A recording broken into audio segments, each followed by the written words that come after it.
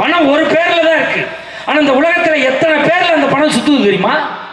அந்த பணத்தை கொண்டு அர்ச்சகத்தை கொடுத்தீங்கன்னா அதுக்கு பேர் தச்சனை. அதே உண்டியல்ல போட்டோம்னா அதுக்கு பேர் காணிக்க. அதே யாசிப்போர்ட்ட கொடுத்தோம்னா அதுக்கு பேர் பிச்சை. அதே கல்விக்கூடத்தில் கொடுத்தோம்னா அதுக்கு பேர் கட்டணம். அதே திருமணத்தில் கொடுத்தோம்னா அதுக்கு பேர் ஜீவனாம்சம். அதே பணத்தை ஒருத்தன் அன்பளிப்பா கொடுத்தோம்னா திருப்பி தர வேண்டாம்னு அர்த்தம். அதே பணத்தை ஒரு தொழிலில் போட்டோம்னா அதுக்கு பேர் முதல். அதே பணம் திருப்பி வந்துச்சுன்னா அதுக்கு பேர் லாபம். அதே பணம் வராம போச்சுன்னா அதுக்கு பேர் நட்டம். அதே பணத்தை ஒருத்தன் கொடுத்தோம்னா அதுக்கு பேர் அசல். அதே பணத்தை அவன் திருப்பி கொடுத்தானா அதுக்கு பேர் வட்டி. அதே பணத்தை அவன் கொடுக்காம விட்டானா அதுக்கு பேர் வரா கடன். அதே பணத்தை ஒரு நாள் வேலை பார்த்து கொடுத்தோம்னா அதுக்கு பேர் கூலி. அதே பணத்தை ஒரு மாசம் சென்று கொடுத்தோம்னா அதுக்கு பேர் சம்பளம். அதே பணத்தை அவர் ரிட்டையர் கொடுத்தோம்னா அதுக்கு பேர் பென்ஷன். இந்த பணத்தை நோக்கித்தான் நாம் ஓடிக்கொண்டு இருக்கிறோம். இல்லைன்னு சொல்ல முடியுமா? இந்த 2 பேர் சொந்த பந்தம் வரைஞ்சு கட்டி பேசினேன். இப்போ பட்டிமன்றம் முடியும். தருமபுரி பஸ்ஸில் இங்கேருந்து சேலம் பஸ் ஏற்றுவோம். மணி 11 மணிக்கு ஏறி உட்காந்துக்கிட்டு கண்டக்டர் அரை தூக்கத்தில் இருப்பாங்க. கண்டக்டர் சார் பணம் இல்லை வண்டி பற்றி சைத்தாங்கலை எங்கேருந்து கிளம்பிது குட்டி அடி பொருளை அடிச்சு இறக்கிடும் வாங்கில மாமா அப்படின்னா 10 நிமிஷம் உட்கார சொல்லி இறக்கி விடுவாங்க. அவ்வளோதான். பணம் தான் சார் வாழ்க்கை. 10 ரூபாய்க்கு வாங்கி நீ பல்பு வாங்கி பல்லு விளக்கலாம் தான் யார்த்தையும் பேசவே முடியும். ஒன்றும் இல்லை. இப்போ பட்டிமன்றம் முடிக்கணும். மஞ்சள் நாட்டு கூட மாப்பிள்ளை சம்பளத்தை கொடுறான்னா ஒரு 500 ரூபா கம்மியாக கொடுக்கணும். வேட்டி ஒரு விட்டு டவுசரோட 10 தருமபுரி பஸ் ஸ்டாண்ட் விட்டு போயிடுவாங்க. பணம் தான் சார் வாழ்க்கை.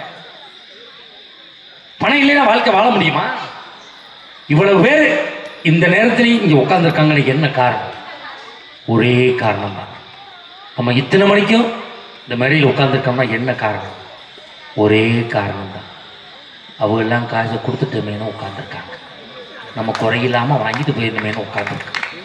இதான் நம்மளுக்குள்ள ஓடிக்கிட்டு இருக்க டீலிங். அது இல்லை. உங்களையும் எங்களையும் இணைத்து வைத்திருப்பது நம் தாய்மொழியாகிய தமிழ் மொழி இணைத்து வைத்திருக்கிறது. சொந்த பந்தம் சொல்கிறோமே. ஒரு வீட்டு கல்யாணத்துக்கு போகும்போது நம்ம வீட்டில் மொய் நோட்டை பிரட்டி பார்க்காம எவனாவது போய் மொய் எழுதியிருக்கானா? பிரட்டி பார்ப்பான். எவ்வளோ எழுதியிருக்கான்? 501 எழுதியிருக்கான். குடும்பமே வந்து சாப்பிட்டாங்க. 501 எழுதிட்டு போயிட்டாங்க. மேலே ஒரு 100 ரூபா சேர்த்து எழுதுவான். இதுதான் வாழ்க்கை.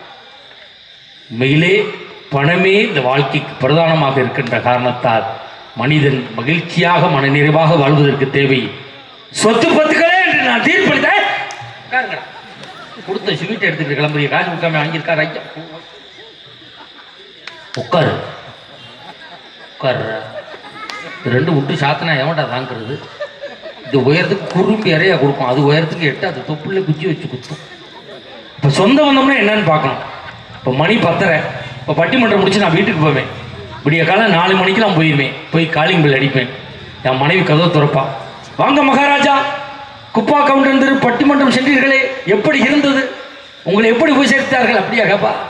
போய் பட்டு தினா பையனுக்கு ஊர் சுத்திரியாடா, ஊர் சுற்றி பண்ண விரும்பா. இதே முகம் கொஞ்சம் கவலையாக இருந்துச்சுன்னு வச்சுங்களேன்.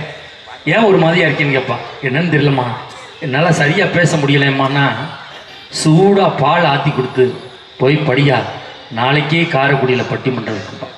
வாழ்க்கையில் நான் தோற்று போகின்ற பொழுது என்னை தேற்றுவது மனைவி என்கிற உறவு. இல்லைன்னு சொல்ல முடியுமா சார்? நம்ம தொழில் பண்ணுறோம், வியாபாரம் பண்ணுறோம், நஷ்டமாயிடுறோம், நொடிச்சு போயிடுறோம், எல்லாத்தையும் இழந்துடுறோம். வீட்டில் போய் தனிமரமாக நிற்கும் போது நம்மளோட சேர்ந்து ஊர் சுற்றணும் நம்ம வீட்டுக்கு வருவானா? நம்மகிட்ட வாங்கி சாப்பிட்டோம் நம்ம வீட்டுக்கு வருவானா? நம்மளோட சேர்ந்து தண்ணி அடித்தோம் நம்ம வீட்டுக்கு வருவானா? போய் தனிமரமாக கண் கலங்கி நிற்கும் போது பெத்த தாய் படியா இருப்பான். ஏன்டா ஒரு மாதிரியா இருக்க? என்னன்னு தெரியலையம்மா, எல்லாத்தையும் இழந்துட்டேனே, என் பிள்ளைகளை எப்படி நான் படிக்க வச்சு கல்யாணம் பண்ணி கொடுக்க போகிறேன் இப்படி கண் கலங்கும் போது அந்த பெத்த தாய் தான் சிறுவாடு சேர்த்து வச்சுருந்த கொஞ்சம் காசு கொடுத்து கையில் கழுத்தில் கிடக்கிறத கழட்டி கொடுத்து இதை வச்சு பொழைச்சிக்கடான்னு சொல்லக்கூடியவர் தான் நம்ம பெற்ற தாய் என்கிற உறவு. ஒன்று தெரிஞ்சுக்குங்க நண்பர்களே, மகள்களை பெற்றவர்களுக்குத்தான் 3 தாய் இருக்கிறாள் என்பதை யாரும் மறக்கவும் முடியாது, மறுக்கவும் முடியாது. வீட்டில் போய் அம்மா தலைவலினா எங்கள் அம்மா ஒடியந்த ஒரு மாத்திரை கொடுத்து போட்டுக்கிட்டு படுறாம்பாங்க. அம்மா தலைவலினா என் மனைவி ஒரு தைலத்தை கொடுத்து தேய்ச்சிட்டு படுங்கம்பாங்க. அம்மா தலைவலினா எங்கள் அம்மா மாத்திரை தரவு வேணாம், என் மனைவி தைலம் தரவு வேணாம். என் மக ஒடியாந்து அந்த பிஞ்சு வரலால இங்கேயாப்பா தலைவலிக்குன்னு கையை வச்சா சரியாக போயிருமே. இந்த உறவுகளை எங்கே சார் கொண்டே சேர்ப்பது? ஒன்று தெரிஞ்சுக்கங்க, ஒரு வீட்டில் ஒரு தாத்தா இருப்பார், வயசான தாத்தா இருப்பார். அவர் பேரன் ஸ்கூல் விட்டு வருவான், அந்த மஞ்சள் வண்டியில் வந்து இறங்குவான். சாயந்தரம் 3:30 மணிலேருந்து போய் நிற்பார். பேராண்டி வாடா வாடா வாடா வாடா பேக்கை தாடா, தாத்தா வச்சுக்கிறேன். வேணாம் தாத்தா, உனக்கு வயசாயிருச்சு தாத்தா, நான் வச்சுக்கிறேன் தாத்தா, நான் மாட்டிக்கிறேன் தாத்தா. அந்த லஞ்சு பேக்காவது கொடுறா, தாத்தா வாங்கிட்டு போகிறேன். வேணாம் தாத்தா, நான் வச்சுக்கிறேன் தாத்தா. அப்போ நான் என்னடா பண்ணுறது? என்னைய தூக்கு தாத்தான்னு பேரை சொல்லுவான். இது எத்தனை கோடி கொடுத்து சார் நீங்கள் வாங்குவீங்க? யோசிச்சு பாருங்க. ஊரில் பெரிய மனுஷனாக இருப்பார், அவர் பேரை சொல்லி யாரும் கூப்பிட மாட்டாங்க. அவர் வந்தாருன்னா ஆத்தாடி பெரியவர் வர்றாருன்னு இப்படி ஒதுக்கி போவாங்க. ஆனால் அந்த பேர பையலுக்கு 2.5 வயசு தான் இருக்கும். அவர் குடுக்குடுன்னு ஒடியாருமா. தாத்தா அங்கேருந்து வருவார், ராமசாமி அப்படிமா, அவர் சிரிப்பார். இதுதான் சார் உறவுங்கிறது. இது எத்தனை லட்சம் கொடுத்து வாங்க முடியாது. அவர் சாப்பிட்றதுக்குன்னு வீட்டில் தட்டு வச்சுருப்பாங்க, டம்ளர் வச்சுருப்பாங்க. அவர் சாப்பிட்டுக்கிட்டு இருப்பார். வேறு தட்டில் அவர் சாப்பிட மாட்டார், அவருக்குன்னு ஒதுக்கி வச்சுருப்பாங்க. இந்த பேர பையன் 2 வயசு போய் அங்கேருந்து ஒடியாருவான். ஷர்ன்னு ஒன்று கடிப்பான், தெரிச்சு விடுவான். எங்கள் கொலைசான் வாங்கராசான்னு ஒருத்த கையில் அணைச்சிக்கிட்டு இந்த பேரனோடு சாப்பிட்றாரு. இது என்ன சார் பணத்தை கொடுத்து வாங்க முடியுமா? யோசிச்சு பாருங்க.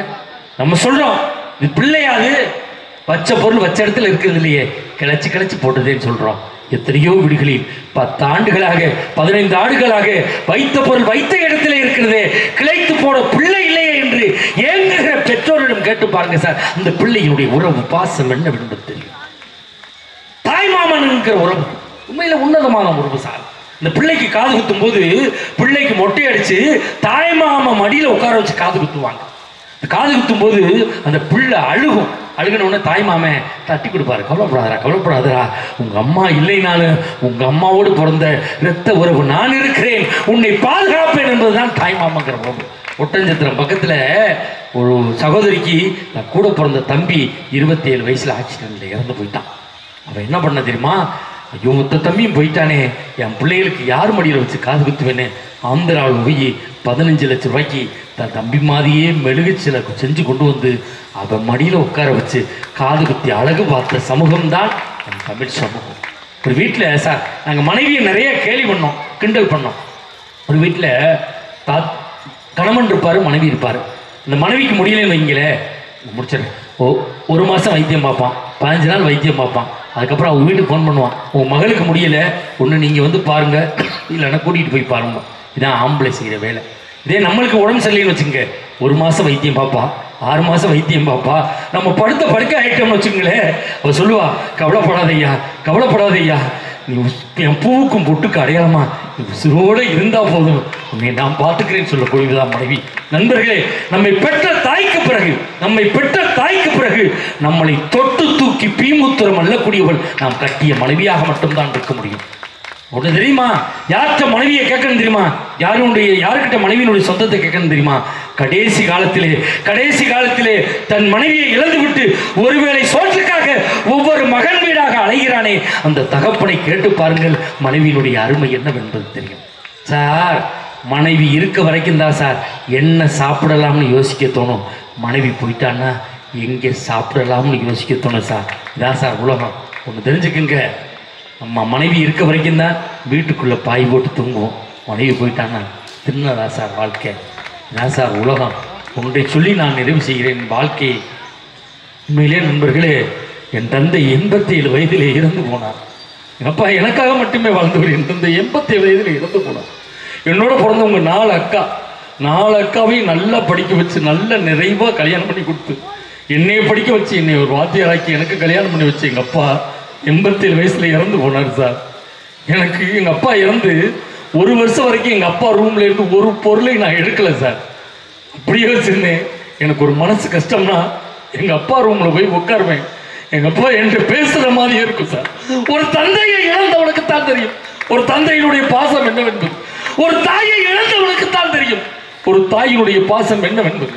நம்ம வேணா கேலி பண்ணலாம், கிண்டல் பண்ணலாம். உண்மையிலே மனநிறைவாக வாழ்வதற்கு என்ன தேவை அதான் கேட்டிருக்கு. ஒரு வீட்டில் தாத்தா இருப்பார், பாட்டி இருப்பாங்க.